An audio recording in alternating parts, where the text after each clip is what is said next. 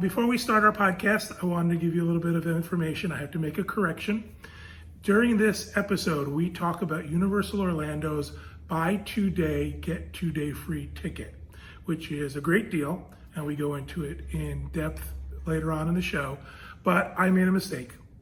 During the show, will say that the ticket expires December 31st of 2021. I think I say it's good through December 31st, 2021. That is not true. The ticket is good through December 17th of 2021. So just want to make that correction up front. We don't want anybody to buy this ticket thinking that it's good for dates that it's not. So again, later on in the episode, we talk about Universal Orlando's buy 2-day, get 2-day free ticket. It has to be purchased by September 30th of 2020, and it has to be used by December 17th of 2021. Now, enjoy the episode. Cue the music.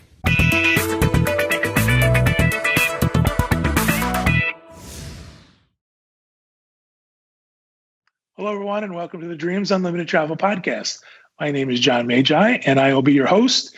In this episode, we're going to talk to you a little bit about Universal Orlando, bring you up to speed on a couple of things, including their health and safety measures under coronavirus, and also talk to you a little bit about their new date-based ticket pricing system. I'm joined via Skype by Elaine Edwards. Hey, friends. Dreams Unlimited travel agent. Sorry, I should have said that up front. And also by our producer, Craig Williams. Oh, hoy, hoy. Kevin is not joining us for this episode. I want to let everybody know that Kevin is fine. We've been getting a couple of emails. Are we okay? Because we took a couple of weeks off. Yes, we are fine. Kevin's not participating just because he's not really knows a lot about Universal and didn't feel he could participate and give anything to the conversation. So that's why he's not here. So let's get started. And I wanted to bring in Elaine and Craig because they have specifically been to Universal since the reopening under the new safety and health guidelines that they've implemented. I realize that we're probably going to do a little comparing and contrasting to what Disney's doing. I think that's just inevitable. But I wanted to give people a sense of what they can expect at Universal Orlando. Now, Craig, you came in as sort of a day guest, and Elaine came in as a resort guest, correct? Correct. Okay. So I think that's really good to have those two different perspectives. So let's start with Craig. Tell us a little bit about what you experienced as a day guest parking in the lot, getting into the parks themselves. Yeah. So as a day guest, I would say they have pretty much ironed out the experience to be completely smooth and very easy. I will say up front, one thing that I have not done so far as a day guest going back to Universal is I have not attended on a weekend. The weekends at Universal right now have been described as nothing less than crazy, like hour-long waits at every attraction, very busy parks. I hear that the compliance is still good with all the safety measures on the weekends. It's just, when you have to wait that long for any experience, for me as a local being able to go anytime I want, it just doesn't sound appealing to go when it's overly crowded and busy. But I've been a lot of times on the weekdays so far, and it's honestly a really smooth experience. So in terms of like starting at the very beginning, I mean, they're asking for cashless payment systems at the parking lot, so that way you can make your transaction getting through as seamless as possible. You're being parked every other row, so that way you're promoting physical distancing. And then before you can even get into the City Walk security area, you have to go through a temperature check, which is very, very easy and straightforward. It's the same thing they're doing over at Disney. You just have a temperature gun pointed at your forehead, and they take your temperature. And as long as you're under the benchmark now, which I can't even remember anymore at this point, 100.4? Yep, 100.4. Yeah. It's like we've been talking about it so long now that I've actually forgotten what the temperature check is on there. But as long as you're under 100.4, then you're good to go. And then at that point, you make your way through the City Walk Hub security screening, which is regularly wiped down and made sure that everything stays clean, because at Universal you use metal detectors to go through your bag check. No physical touching or anything. So you basically put all your stuff in the little bins and they're cleaned regularly, and it's very, very, very smooth. And then after that, it all depends on crowds in terms of going into the parks and such. City Walk constantly has an influx of people no matter what time of day it is, just because that's where there's so much dining and shopping. And then with the parks, it's like it is any other time of the year, honestly, except it's not. On weekdays, it's definitely not as crowded as it normally would be during this time of year. But for the most part, guests are definitely maintaining physical distancing. Everyone is wearing a mask at all times, and it's a very smooth procedure. So the one thing I will say that it was disappointing the last time I was there last week. They implemented one of the rules that Disney did, where you have to be stationary and away from guests when you are actually taking your mask off in order to eat something or take a drink. And I will say that compliance on this rule is pretty much non-existent. There was plenty of people just walking around casually, removing their mask and eating and drinking. And, it's always spectacular when they're doing so and they decide to come within like a foot of you just for some reason. Yeah. But I will say I noticed that a lot. It was a problem, and there wasn't any team members around really to say anything about it. So it seems like even though that is a rule on paper, it is something that is not being enforced at all. So I have a couple questions for you. Yeah. Were people wearing masks as soon as they got out of their cars, or were they wearing masks when they got to the first checkpoint? Ooh, this is honestly hit or miss. I am a firm believer that as soon as you're out of your car, you are technically in public, and therefore you're on their property, so you should be wearing your mask the second you're out of your car. But I will even say with that, I would say it's 50-50. You'll see half of the people wait until they're right up to the temperature checkpoint area to start putting on a mask, and others are doing it from the start. You'll see them in their car still driving around with their masks on. But yeah, it's kind of a mixed bag in terms of the parking lot.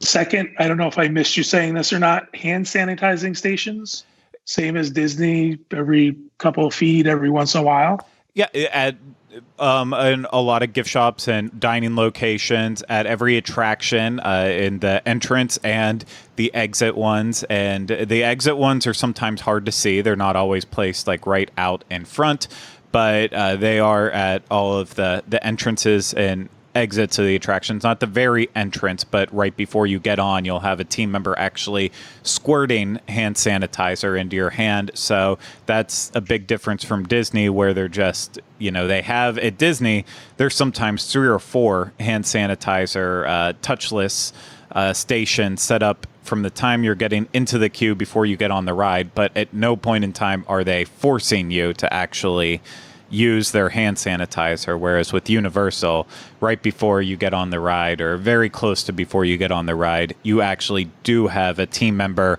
that is physically making sure that you have hand sanitizer before you get on. Wow. So I like that at Universal for sure. Any hand washing stations set up like Disney?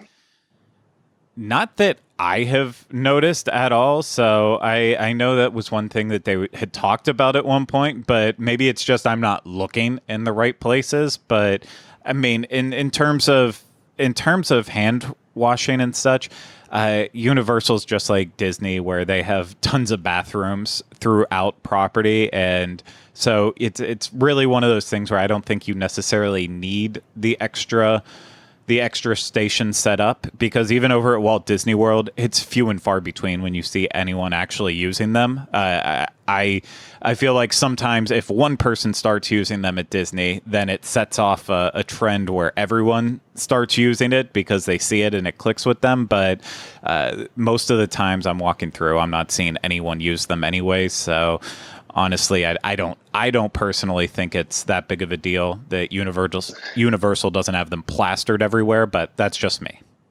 I also think too, right now they're a novelty. So, you go to Disney, you're like, oh, look, there's a hand washing station. Isn't this cute?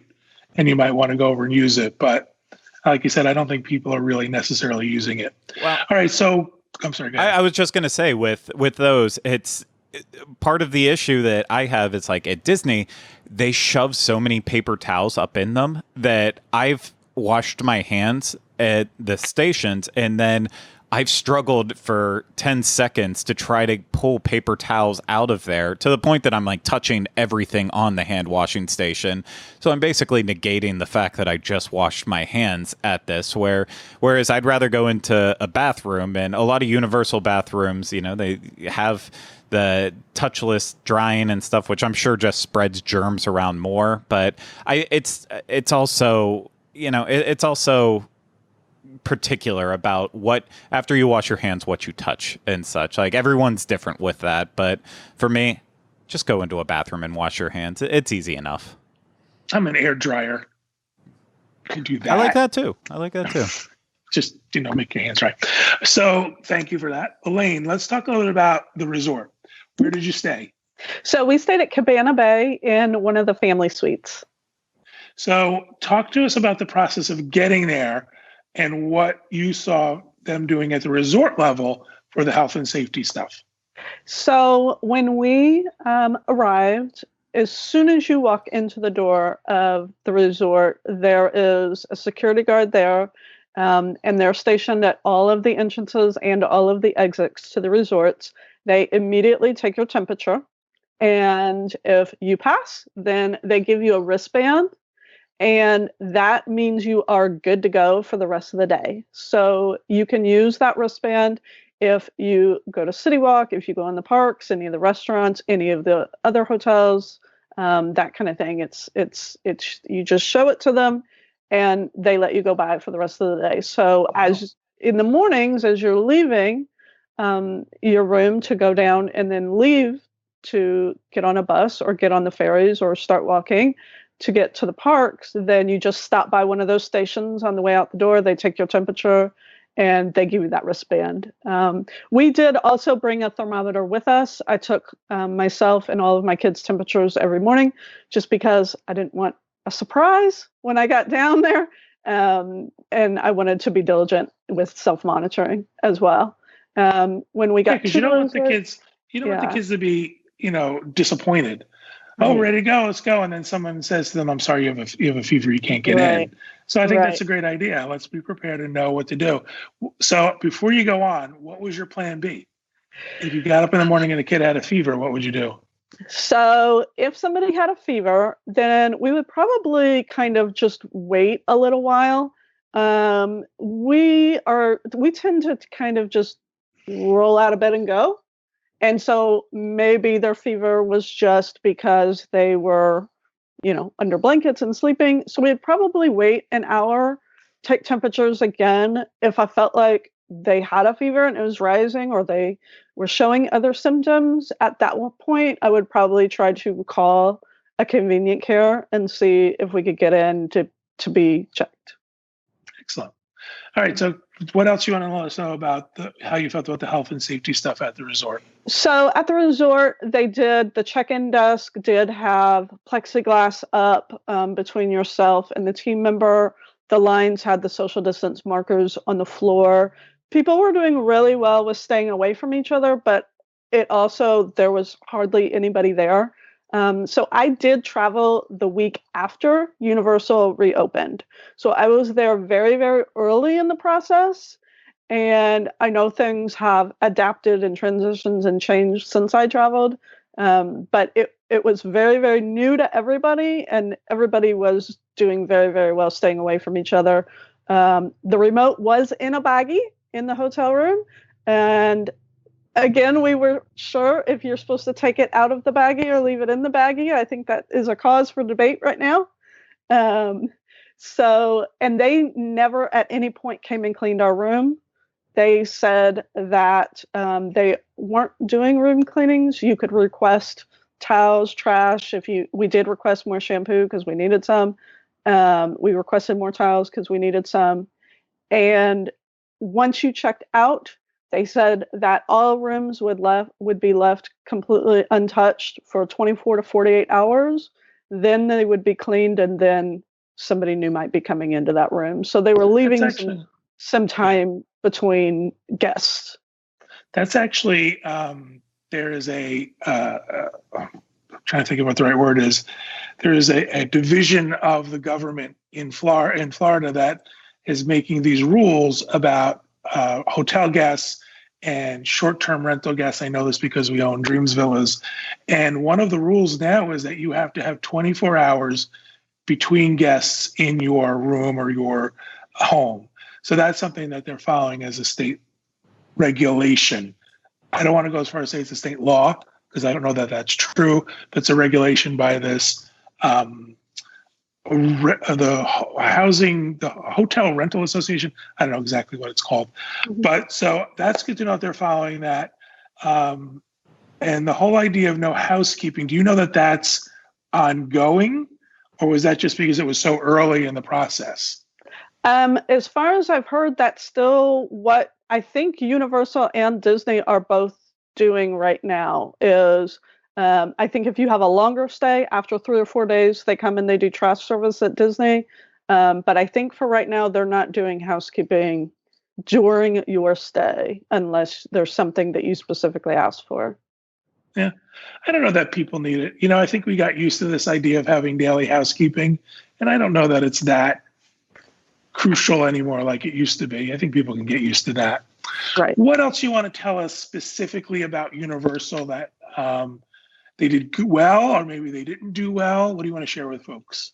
Yeah, so at the parks, we did go during the week, and right after or right before we went is when they kind of reopened annual pass holders and unblocked weekends and that sort of thing for seasonal and Florida residents and that kind of thing. So we knew that the weekends were going to be busy, as Craig said. I think we're seeing that at both Universal and Disney. The weekends are a lot busier. But during the week, I mean, there was very, very, very few people there. And it made it an amazing experience for us because we didn't have to have a touring plan. We didn't have to pre-think anything. We really could just walk into the park and walk through and say, do we want to do that? Yeah, let's go. Do we want to do that? No, we'll wait for later. And that made it really great. I did like, as Craig said, that they forced you to hand sanitizer before you got on the rides. I thought that was great. As he said, it was kind of hard to find the hand sanitizer when you were getting off. So I also carried some with us. I know that wearing a face covering is a big deal to a lot of people. And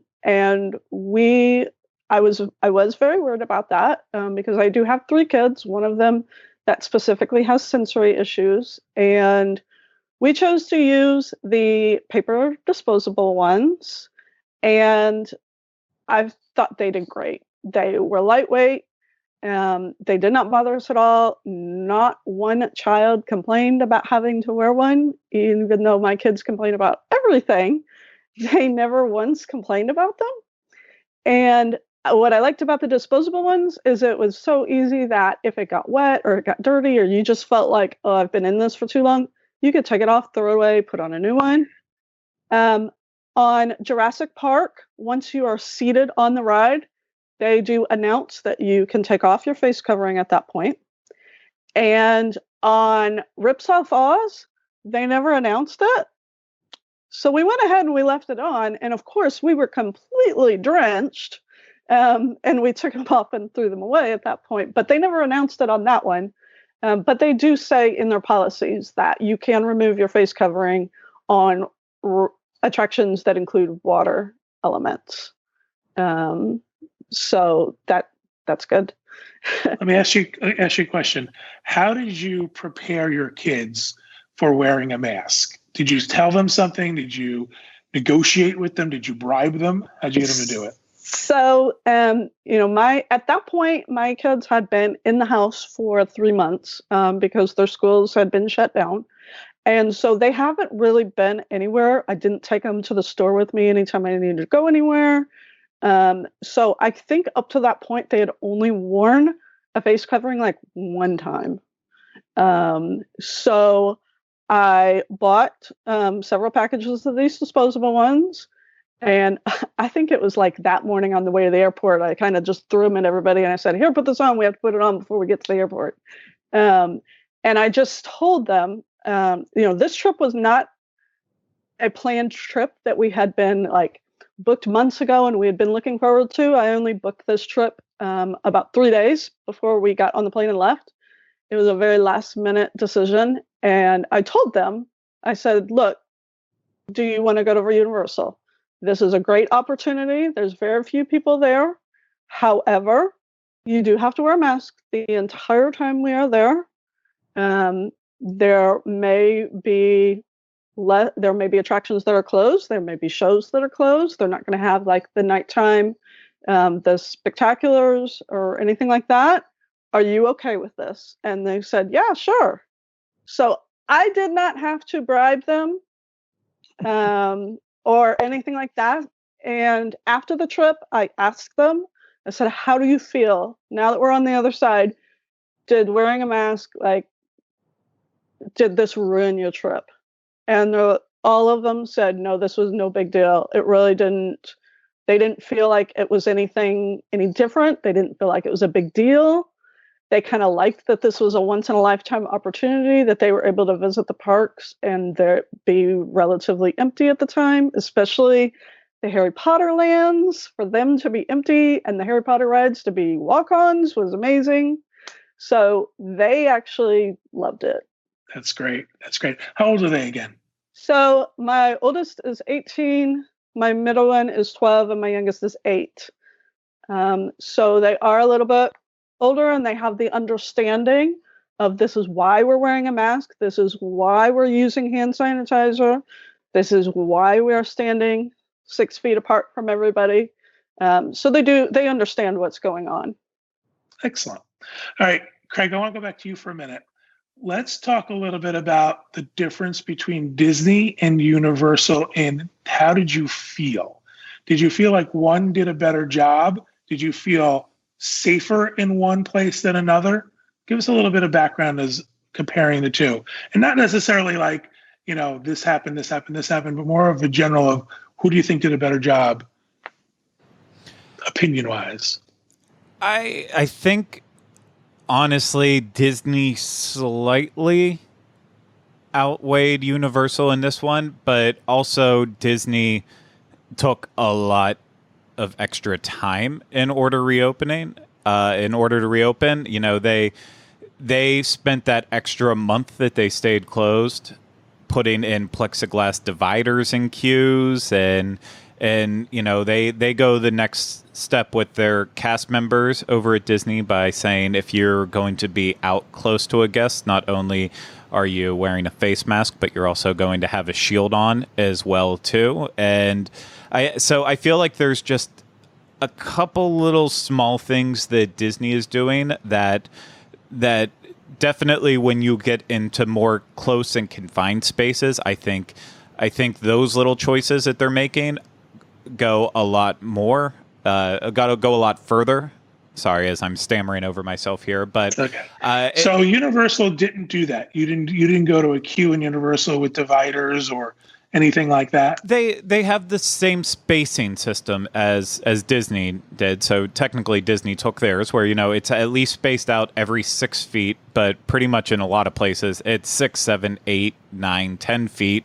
Sometimes the next space is all the way around a corner and you can't even see it. It's just how they needed to set it up in order to be as safe as possible. So it's just the little touches, again, like plexiglass dividers in places where it's like, okay, we can't actually keep people distanced from each other. So and those switchback queues, you've got to do something in those switchback queues for sure. Exactly. So that's on that front. I think Disney slightly edges Universal out in terms of like the open areas, though. I think it's basically the same experience being at Disney and Universal. They're both relatively open areas where it's easy to distance from each other. So if you're that type of person who says, I want to just go in and experience the atmosphere, maybe grab a bite to eat and not go on any rides, then I feel like the experience is basically the same at both areas.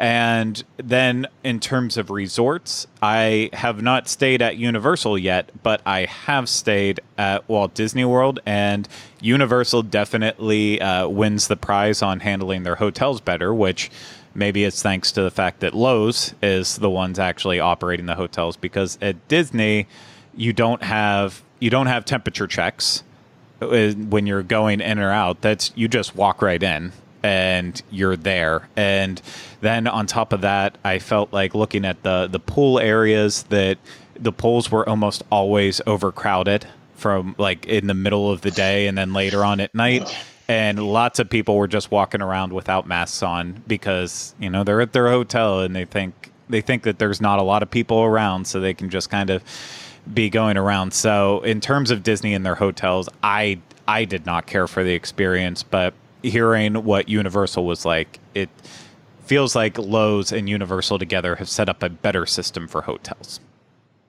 Elaine, did your kids use the pool? Did you guys go look at the pool? We went to the pool a few times, and it was in the evenings. As the evenings went on, it did get a little bit more crowded, but it was never crowded.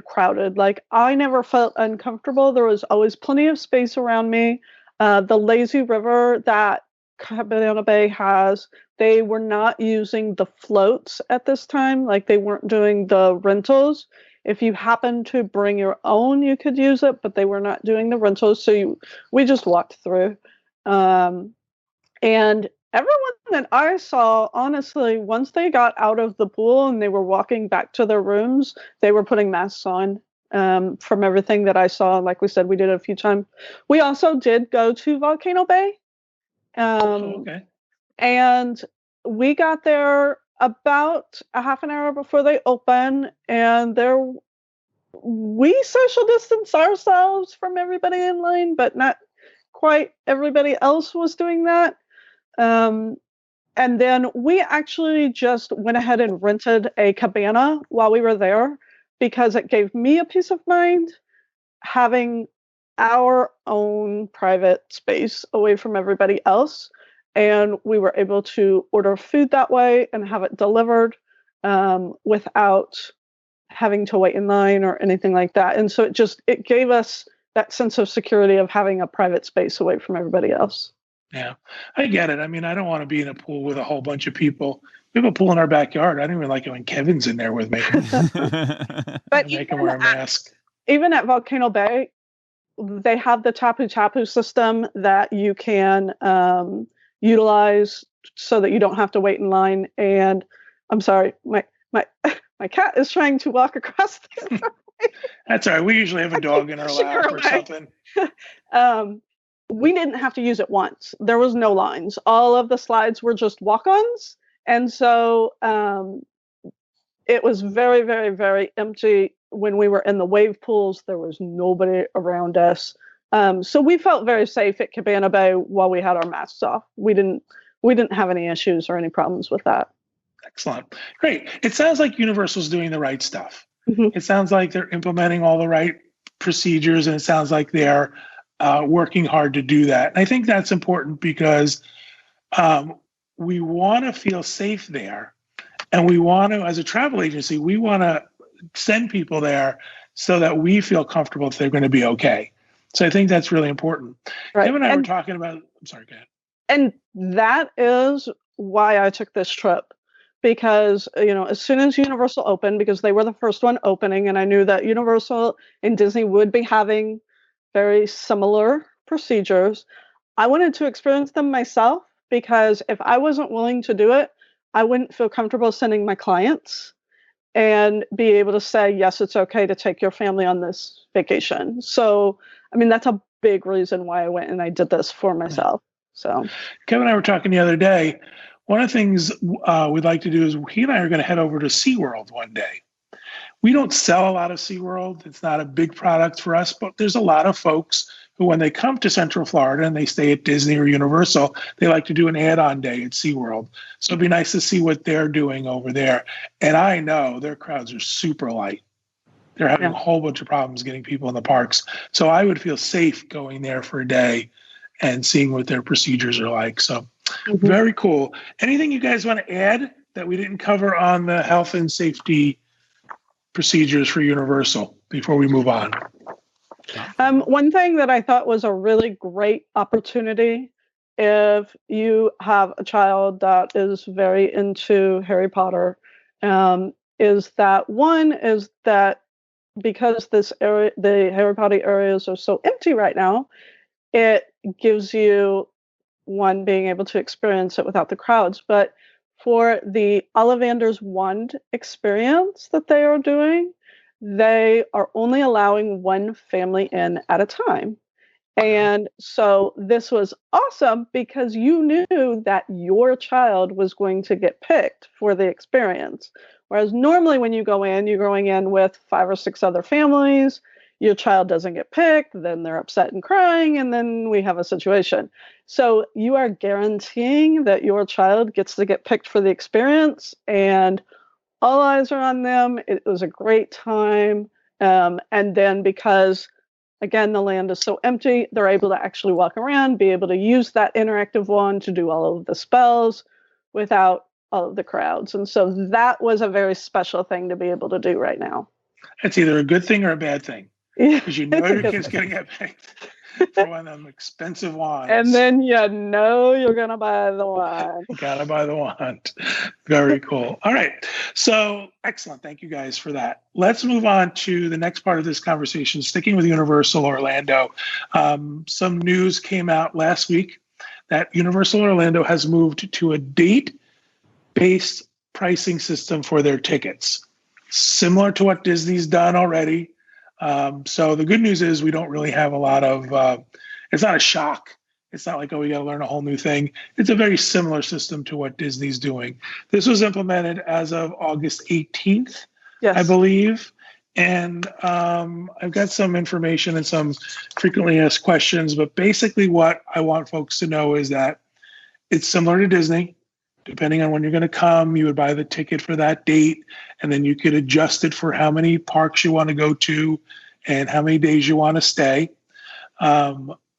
There's also the ability to purchase what they call a flex ticket, which is not date specific.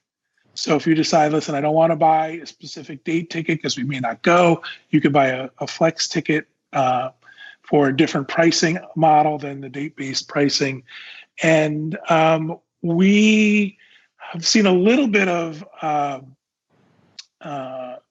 interest in folks booking Universal under the new tickets. So I wanted Elaine to come on, give us some ideas of pricing, explain to us what she's seeing for these date-based tickets, and to see if it changes anything with the way we would present Universal to our clients. So Elaine, what do you want folks to know about the date-based pricing? The thing to know with these date-based tickets is that just like Disney, you have a window that you're able to use it. And it is the number of days that you're buying the ticket for plus 3. And it's that way across the board, no matter how long.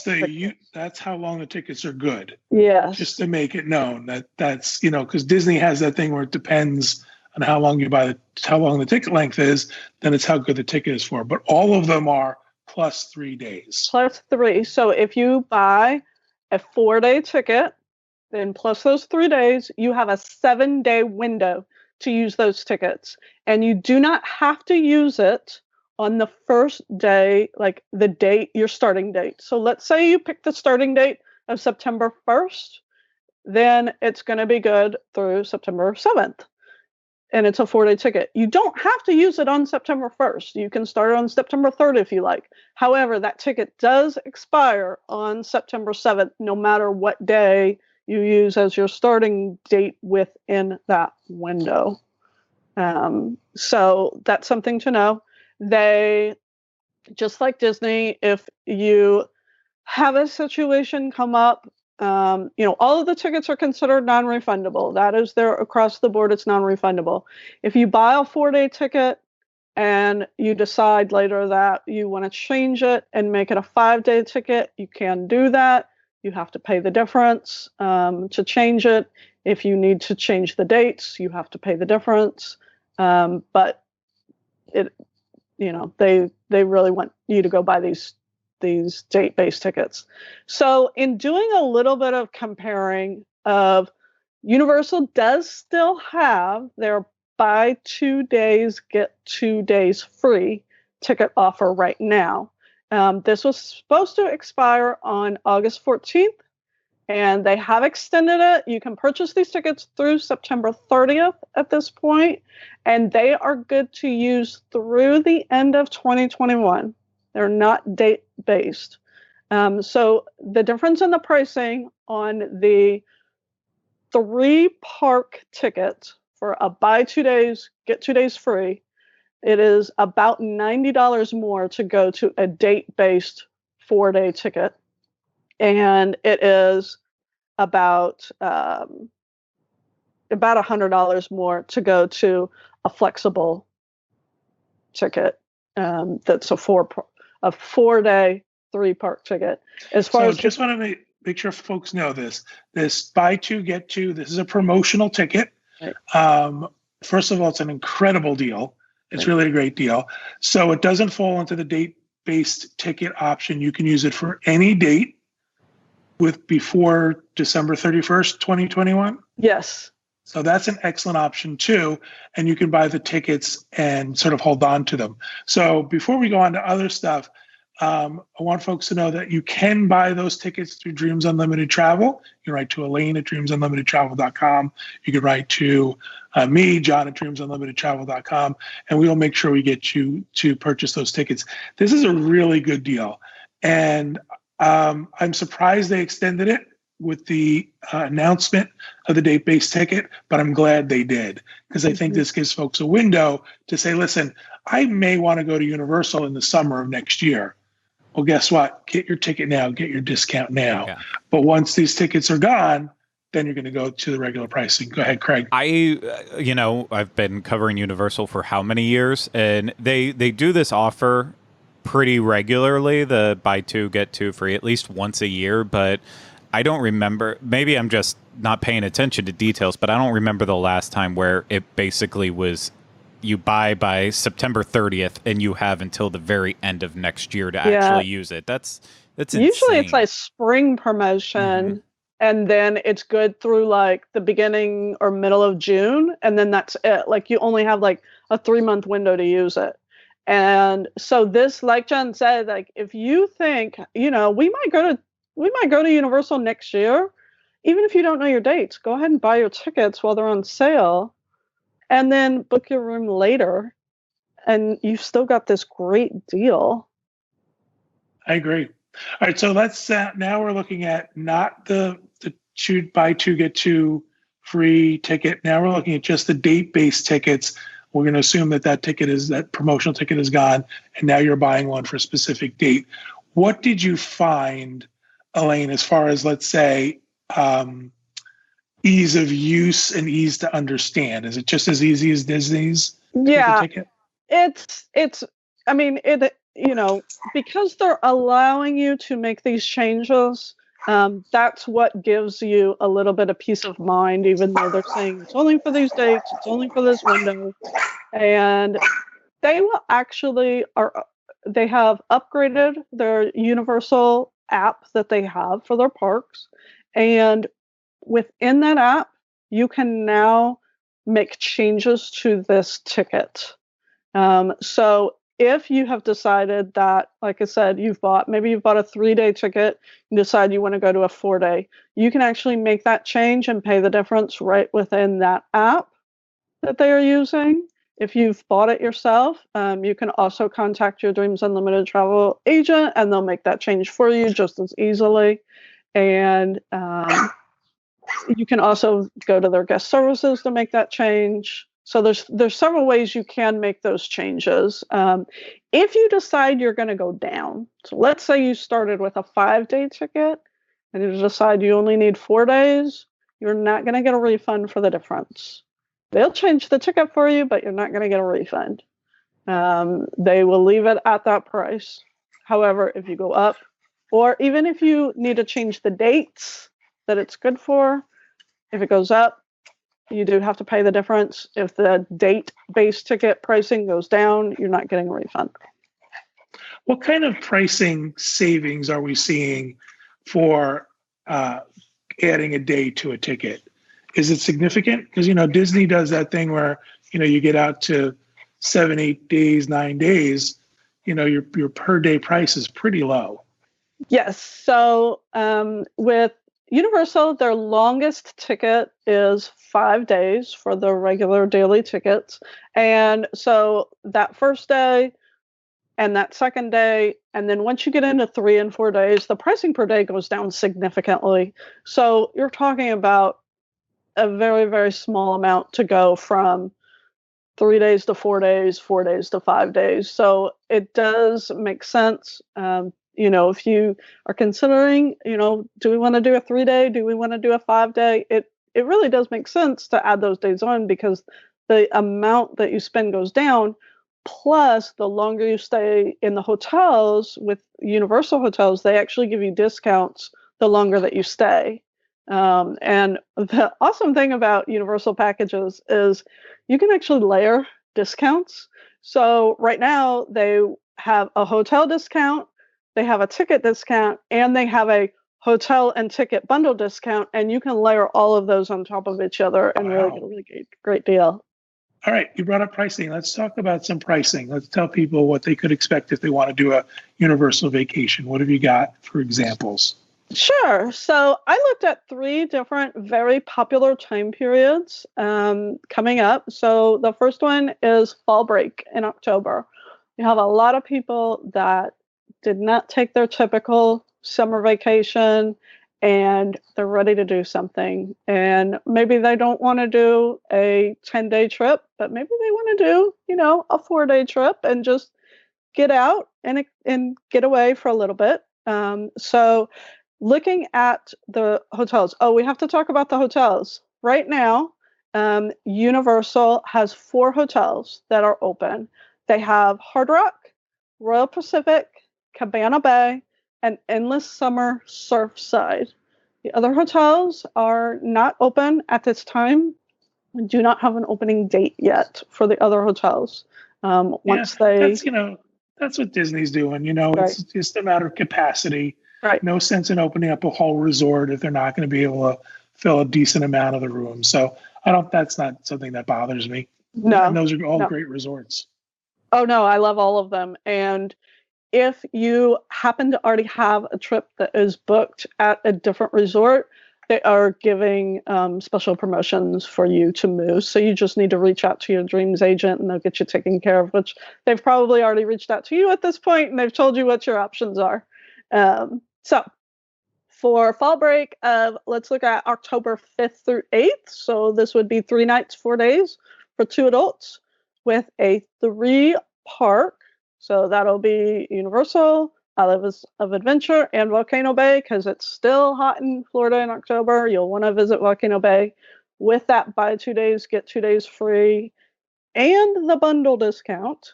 For Hard Rock in a standard room, that is $16.69. For Royal Pacific in a Waterview room, it's $16.38. And then Cabana Bay, it's $11.22. And at Endless Summer Surfside, it's only $970. So wait, go back. How many nights is that again? So this is 3 nights, 4 days with 4 days of tickets. Okay.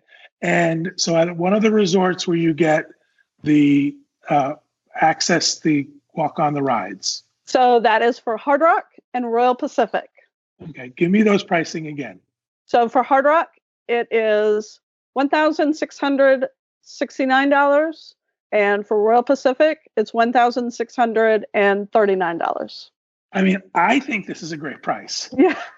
for a 4-day vacation. Now, granted, there are some people who might not want to do Volcano Bay. Volcano Bay has become controversial. People don't think it's a full day and don't want to pay for it. So that would even reduce your price further if you just went to the 2-park ticket.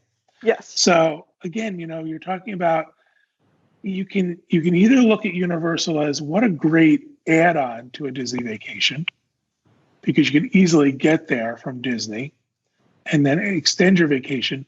Or in some cases, it might even be, financially looking at Universal as the vacation this year that you can take, because the pricing is so much better. Right. And, where a lot of people are saying, why isn't Disney doing discounts right now and that kind of thing? Well, Universal is doing some really great discounts. And another thing is that with Disney, if you already have a Disney vacation planned, if you had a week-long vacation planned, you may not even need that full week now, because you've gotten everything done in the day, because there's no long waits for the rides. You could do a split stay at this point and spend half the time at Disney and half the time at Universal. I was also going to ask you that. We're done that way. Get so much done. So I guess that's what I was going to ask you. A follow-up to that was, do people need the Express Pass at Universal? Is that something that you think they need? Maybe on a weekend they might. On a weekend, yes. With my experience, I went down. Normally, I like to stay in the premier resorts that they offer the Express Pass, just because I don't like to wait in lines. And I like the Express Pass, and I think it's 100% worth it, and I will 100% pay for it. However, because I knew that it wasn't crowded, that's why we went ahead and we stayed at Cabana. That's where the kids wanted to stay, so we stayed there. But I was fully prepared to walk in, and if there were crowds, I was going to pay for the Express Pass, because you can buy it in the parks. For fall break in October, I don't think that you'll need it unless you are traveling over the weekend. I also have pricing for over Christmas, and I would definitely want Express Pass if you were traveling over Christmas. Basically, our kind of rule of thumb is that if you're traveling during a time that kids are out of school, so Christmas break, summer, fall break, spring break, that kind of thing, it's going to be more crowded and it's going to be more expensive. During those times, you're going to want Express Pass. If you have flexibility that you can travel while kids are in school, it's going to be less expensive. It's going to be less crowded. Craig, you started to say something. With Express Pass too, the other thing that, besides just cutting down on your wait times, one of the bigger advantages of it is it actually cuts down the amount that you have to spend walking through a line at a lot of attractions. So that's another selling point that I don't think gets made a lot with it. It's, if some of these attractions you want to do, like Forbidden Journey 5 times over and over again, yeah, you might have a shorter wait, and you might have a short wait in the regular line or barely any wait at all, but you still have to wind your way all the way through outside to the greenhouses, up through the Great Hall and past everything. Whereas if you go in the express line, it's basically you walk in, you go up a staircase in their Great Hall there, you wind your way through the same distance then without going down a lot of the same down and backs, and you're there much quicker. And this is the case at a lot of attractions. It takes the physical length you're waiting and usually cuts it down at least by half, if not greater. So, if you have any issues with walking, chances are you're already using a scooter or a wheelchair, which then that's a different game entirely. But if you're that type of person that you're like, I don't want to keep walking this full length line over and over again, I want to be able to redo these things as quickly as possible, Express is a great way to really cut down on the actual distance you have to walk too. Well, then also think about it this way. Now you're also less likelihood of coming in contact with other people, because you're not doing the full line, you're not doing all the switchbacks, you're not doing all the other stuff. So you're reducing your risk of contact there as well. So you had some pricing for Christmas, Elaine, you were talking about? Yes, and so you are looking at peak pricing. This is the time between Christmas and New Year's. This is December 28th through December 31st. Same length of stay. Everything's the same. It's 2 adults. I did take off Volcano Bay, so this is 2 park tickets. Again, park to park tickets. And for that same Hard Rock room, it would be 25, 48, 36. So you're talking about a $900 difference in traveling from October to Christmas. But because it is peak time. However, that still honestly is not bad because there are still discounts that you're getting on the room and on the tickets right there. So it's still not bad at all. Royal Pacific is $23.45. Cabana Bay is $14.85, and in the summer, Surfside is $13.60. And again, with that Royal Pacific and Hard Rock, you get the unlimited express pass. Yeah. Again, all we have to do is compare this stuff to Disney pricing. Right. And you can see what a big difference it is. Okay, so I should know this, but I don't know this. Are they doing any kind of dining package over there? Okay, so Universal does have dining packages. They have a quick service plan, and they have a plan that includes a full service meal and a quick service meal. They also have a plan that you can add on their freestyle Coca-Cola refillable cup to. They have a few different ways of doing their dining plans. And they are still running the dining plans. They're still accepting the dining plans. And generally, I like to recommend the quick service plan. I do think it is good. And I like to recommend for the days that you are actually in the parks. Their dining plans are not usable at every single restaurant, every single hotel, all of City Walk. They're only available for specific restaurants. And so like I said, I like the quick service plans for the days you're in parks. I do believe you save money doing that. However, you cannot utilize the dining plan with the mobile ordering that Universal is now requiring inside the parks. So that causes an issue. For quick service meals right now inside the parks, the Universal is requiring mobile ordering, and you link a credit card and you pay using your credit card using the Universal app. So you can't use the dining plan that way. That's not good. Yeah. Are they working on, I probably don't know this, any kind of fix for that? Like, is it a reimbursable if you have the dining plan? I don't know. I think probably what would have happened because like I said, I would normally get the Universal dining plan or the quick service one. I think if I had showed up and I had it, they would have told me to go up to the counter and pay. I did see a few people at the counters when we were going into quick service. And so I think that's probably what would happen is you would have to go up to the counter, order, and pay that way instead of using the mobile ordering. They would make an exception.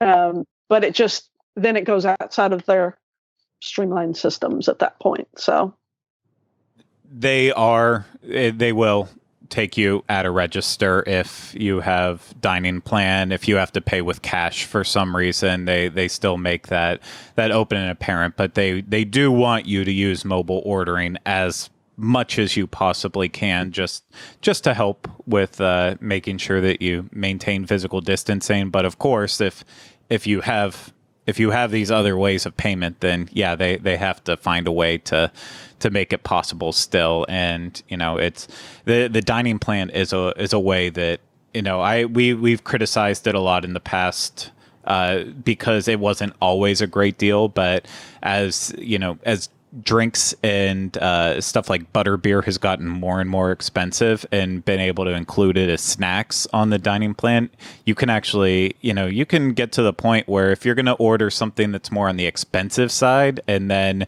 you throw on like a butterbeer on top of that too, you can save $7-8 on your meals throughout your meal with the day with that. So you actually can get decent savings with it.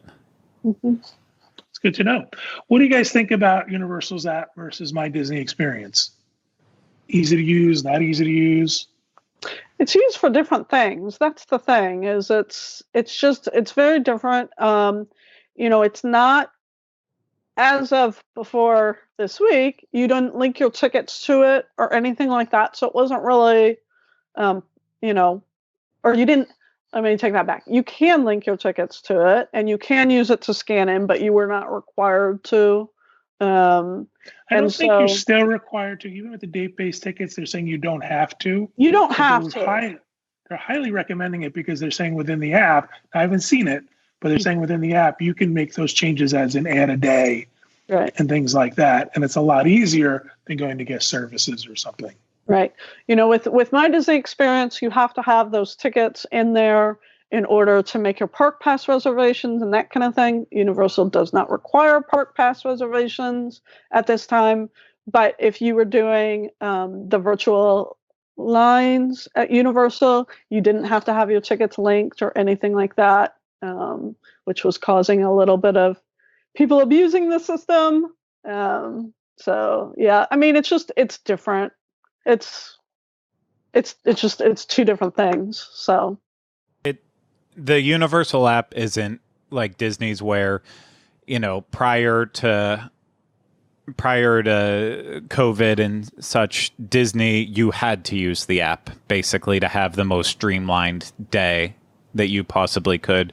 With Universal's, you still don't have to open up the app at all. Unless you really, I mean, basically, if you're checking wait times and you do want to utilize the mobile ordering system, that's beyond that. Anything else is just little bonuses to maybe help make your experience a little bit more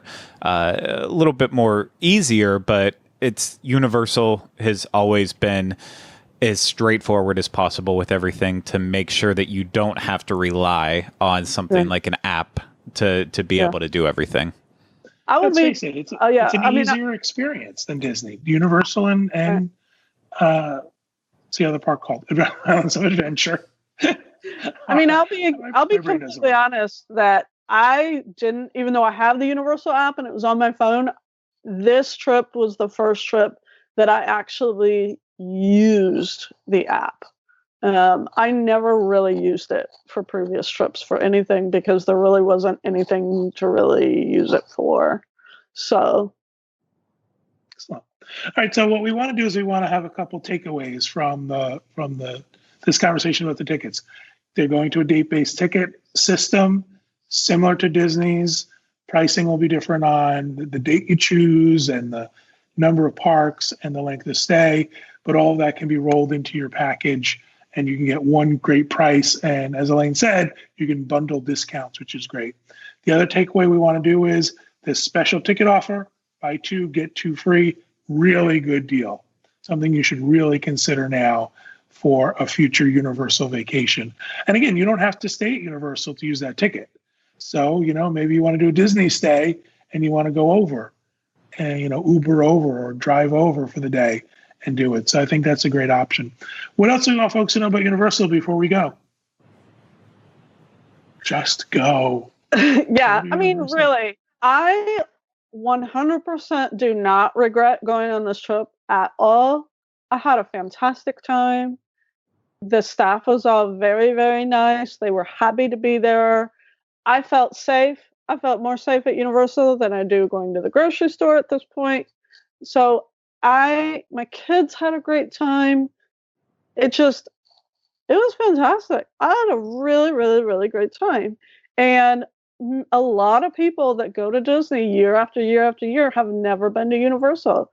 And, you know, your Dreams Unlimited travel agent can help you book your Universal trip because most of our agents book Universal as well. So ask them about it. Say, hey, do you think our family would like this? So. Absolutely. I agree. If you have a Dreams Unlimited travel agent, please contact them directly and they will help you with pricing. If not, you can go to our website, www.dreamsunlimitedtravel.com, and ask for a no obligation quote for Universal, the same you can do for Disney, or you can write to Elaine at Dreams Unlimited Travel, and she'd be happy to help you as well. Thank you guys very much for helping me with this conversation. I truly appreciate it. Thank you, everybody at home, for listening and watching. We hope you have a great week, and we hope you have a great vacation.